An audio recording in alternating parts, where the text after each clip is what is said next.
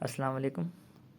आज जैसा कि आप लोग सब जानते हैं कि आज इंडियन यूनिवर्सिटी का एंट्री टेस्ट का पहला दिन था, तो उससे हमें काफ़ी इन्फॉर्मेशन मिली कि किस तरह के सवालात पूछे जा रहे हैं।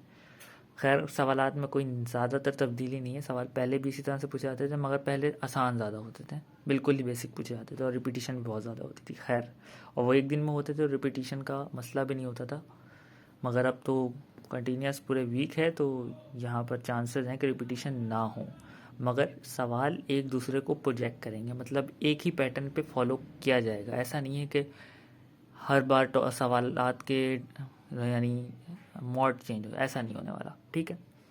खैर, जो ऐसे आज के सवाल थे, हमने उसके प्रोजेक्शन के तौर पे बहुत सारे सवाल बनाए हैं, आपको कुछ करा लेते हैं, ये देख लें आप। सबसे पहले हमारे सामने एक सवाल है, कॉस टू थीटा डिवाइड में ये cos four theta minus sine four theta. ठीक है। इस सवाल में क्या पॉसिबल था? अब बच्चा देख के कन्फ्यूज हो जाता है। अब सॉल्यूशन देख कर तो उसे लगेगा कि सर क्या ही सवाल है, ये तो वन आंसर आना है, बहुत आसान बहुत आसान। लेकिन ऐसा नहीं होने वाला, वो फिर कुछ और में नन ऑफ दीज पता नहीं किस पे लगा कर आ जाता है। खैर, कॉस टू थीटा का बेसिक फार्मूला हमारे पास पता है, उसे खोल दिया। सही है, ये फार्मूला सबको पता है। और नीचे ए स्क्वायर माइनस बी स्क्वायर का फार्मूला खोल दिया। ठीक है। अब यहाँ पर ये कैंसिल आउट हो गया और ये सिंपल बन गया। सिंगल स्टेप आंसर है ये, पेपर में सोचने की भी जरूरत नहीं है। लेकिन अगर बंदा कंफ्यूज होने पर आ जाए तो ये बहुत मुश्किल सवाल ही बन सकता है। खैर, अब ये सवाल है sine three theta upon sine theta minus cos three theta divide by cos theta.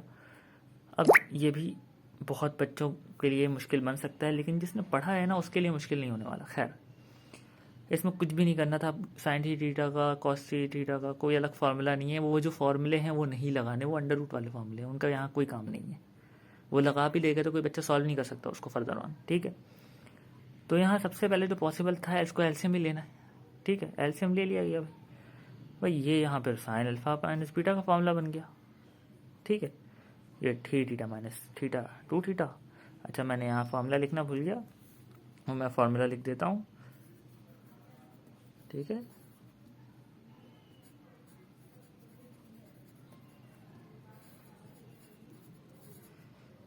ये फार्मूला होता है, मैंने उसको कर दिया और ये कैंसिल आउट हो गए न्यूमरेटर डिनोमिनेटर से, और जो टू था वो आंसर हमारे सामने आ गया। ये आसान सवाल है, मगर प्रैक्टिस दरकार है, और दिमाग भी, फॉर्मूले दिमाग में समझे हुए होने चाहिए, रटे हुए नहीं, वरना फिर कुछ भी हो सकता है। खैर, दूसरा सवाल हमारे टॉपिक का। ये सवाल बहुत इम्पॉर्टेंट है। इसकी एक वजह यह है कि ये एल हॉपिटल रूल से सॉल्व होता है। एल हॉपिटल रूल, इसमें क्या होता है, जब हम लिमिट अप्लाई करते हैं तो न्यूमरेटर डिनोमिनेटर दोनों ज़ीरो हो जाते हैं, जैसे कि मैंने यहाँ मेंशन किया।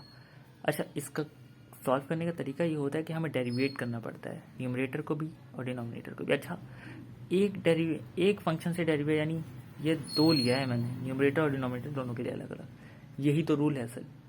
तो जैसा कि मैंने डेरिवेट करा, ई ए एक्स, ये फार्मूला लिखा हुआ है। अगर कोई फंक्शन एक्स, यहाँ नहीं एक्स से डेरिवेट हो रहा है, मगर यहाँ एक फंक्शन एक्स्ट्रा है यू के साथ, तो बाद में भी डेरिवेट होगा। ये तो रूल हम पढ़ कर आए हैं।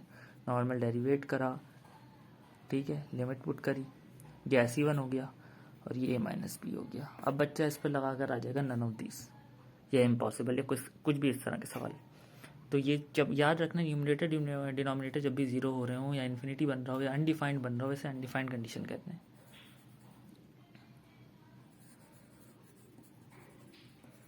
ठीक है, हम इसे डिफाइन नहीं कर सकते, तो उस वक्त हम एल हॉपिटल रूल लगाते हैं। ये याद रखना है, ये इम्पोर्टेंट है। अब इसके बाद ये सवाल बहुत ज़्यादा आज भी आया, कल भी आएगा, और जब जब टेस्ट होगा तब तब आएगा।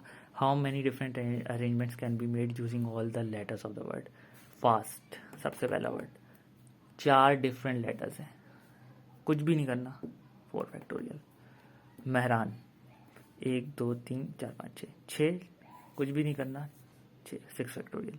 फैक्टोरियल आपके कैलकुलेटर में ऑप्शन होता है, वहाँ से आप देख लीजिएगा, उसके लिए मैं अब ये इस वीडियो में नहीं दिखा सकता। ठीक है, अब कुछ भी नहीं करना है। मैंने लास्ट में इसकी की पॉइंट भी लिख दी कि हो रहा क्या है। खैर, नंबर काउंट करते हैं, 1 2 3 4 5 6 7 8 9 10 एंड 11, ऊपर लिख दिया।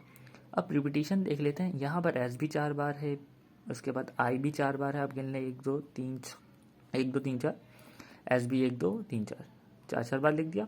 और अगर आप गौर करें तो P 2 बार है, तो इसके अलावा कोई रिपीटिशन नहीं हो रही। असल मकसद ये नहीं कि मैं आपको गिन करके बताऊँ, आपको मैं मेथड बता रहा हूँ। मेथडोलॉजी क्या लग रही है कि सबसे पहले जितने लेटर्स हैं ना उनको काउंट करें और उसके साथ फैक्टोरियल लगा के लिख दें। फिर न्यूमरेटर में, ठीक है, डिनोमिनेटर में आपने क्या करना है, जो रिपीटेड लेटर्स हैं ना उनको एक एक करके फैक्टोरियल के साथ लिखना है। यहाँ पर क्या किया, क्वेश्चन तो नहीं है, मैंने ऐसी आजकल हिट है तो मैंने यूज़ कर लिया। खैर QUST 4 1 2 3 7 8 9 10 11, ये भी 11 न्यूमरेटर में लिख दिया। रेपिटेशन देख लेते हैं, U 3 बार लिख दिया, T 2 बार लिख दिया, इसके अलावा N 2 बार लिख दिया। ठीक है, लास्ट में मैंने ये भी लिख दिया, repeated permutation should be divided, मतलब वो डिनोमिनेटर में आने चाहिए। इसके अलावा इस सवाल में कुछ भी नहीं है। आज स्विमिंग का सवाल आया था, स्विमिंग को भी आप इसे सॉल्व करके देख सकते हैं, आंसर ठीक आएगा आपका। Last but not the least, conceptual of straight line. मैंने कर रहा था, मैं बच्चों को जो पढ़ा रहा था तो उस दौरान मैंने कुछ बातें मुझे लगी कि ये अगर टीचर दे तो बच्चा बहुत परेशान हो सकता है। सबसे पहले मैंने ये ऐसे ही मैंने ऐड करा है, खैर प्रोग्राम नहीं था मेरा करने का, लेकिन मैंने फिर भी डाल दिया कि मैंने कहा छोड़ो। If the 3 lines are to be concurrent, then the matrix by the coefficient of the equation should be a singular matrix. Singular matrix वो जिसका वो 0 आ जाए। तो ये क्या हुआ, जब 3 लाइन कॉन्करेंट हो ना और उनकी अगर मैं इक्वेशन बनाऊँ और उनकी इक्वेशन के जो कोफिशिएंट्स अगर मैं उनको मैट्रिक्स में डालूँ ना तो उनका डिटर्मिनेंट 0 आएगा। ठीक है, वो सिंगुलर मैट्रिक्स होंगे। ठीक है, अब centre of inscribed circle is called in centre, ये बात याद रखनी है, बहुत अहम है। फिर ये भी आपके नॉलेज के लिए, द इंक्लिनेशन और is an angle between measure between 80 and 180, slope of vertical line is infinite. और ये भी देख लें, ये बहुत लगता है कि आ सकता है या कोई भी टीचर दे सकते हैं, अच्छा सवाल है बहुत। The line with positive slope point two north east. North east क्यों भाई, फर्स्ट कोऑर्डिनेट की वजह से पॉजिटिव। ठीक है, and this angle acute. Acute angle मतलब लेस देन 90 डिग्री। ऑब्ट्यूज मतलब ग्रेटर देन 90 डिग्री। सही है। और the line with negative slope यहाँ आ जाएगा, नॉर्थ वेस्ट। यही मैंने लिखा है। तो this is all from my side. आप इसे रिव्यू करें इस तरह से, इंशाल्लाह अच्छा ही होगा।